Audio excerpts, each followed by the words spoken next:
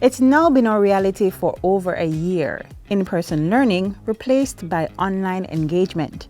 As the COVID-19 pandemic continues to affect how we interface, students are learning to adapt to this new era of education. Many are coping well, but some simply have not. In today's feature, we will highlight how 12-year-old Thian Nango is helping her schoolmates cope with online learning.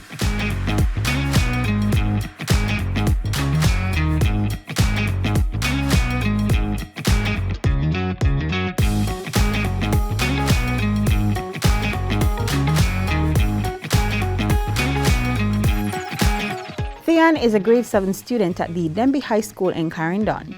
She recently came to the aid of her schoolmates after creating a video to help them cope with virtual classes. I noticed that some of my students were coping while majority of my students were not coping so well.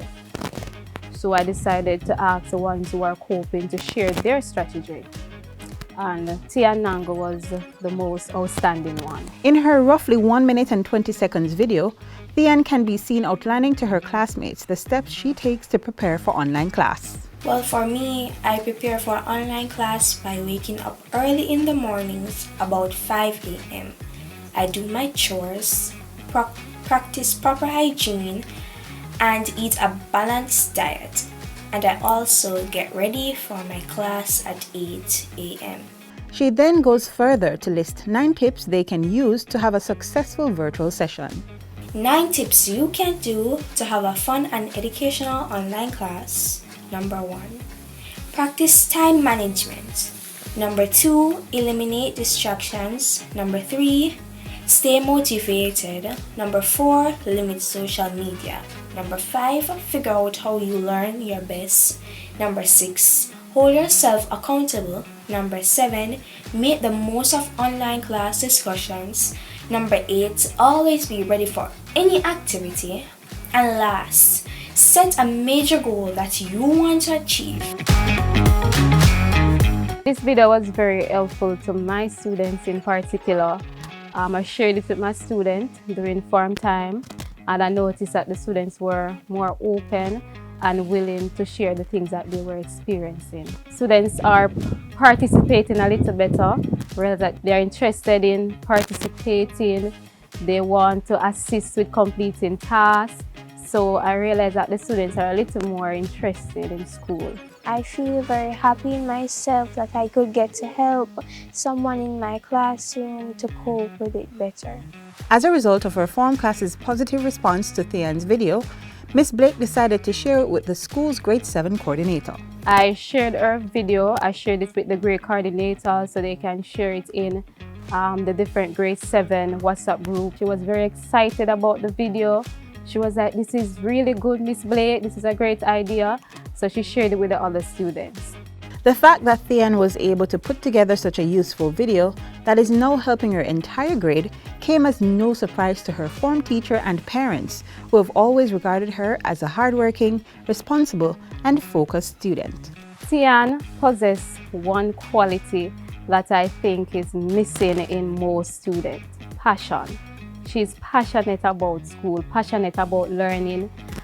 I can count on Thian if I'm not there to send me a message to say, "Miss, I'm in class and I'm not seeing you."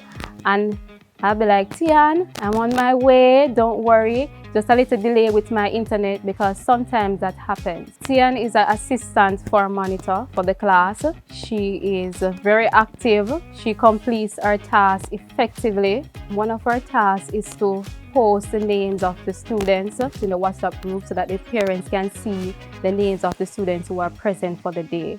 And she's always on time. I can say so far her grades are in 80 and above. Excellent grades. So she's doing really well in school.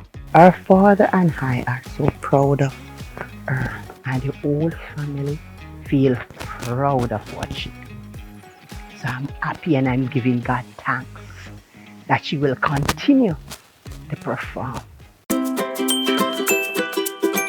The aspiring lawyer and soldier has pledged to continue to excel in her studies so that she can further make herself, her parents, and teachers proud.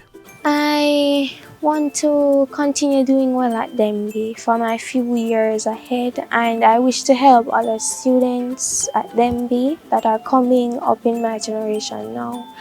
And I can't achieve that without studying and my family and friends and the Lord with me. For Tian, I wish her all the best, and I want to encourage her to continue to work hard and to do her best at all times.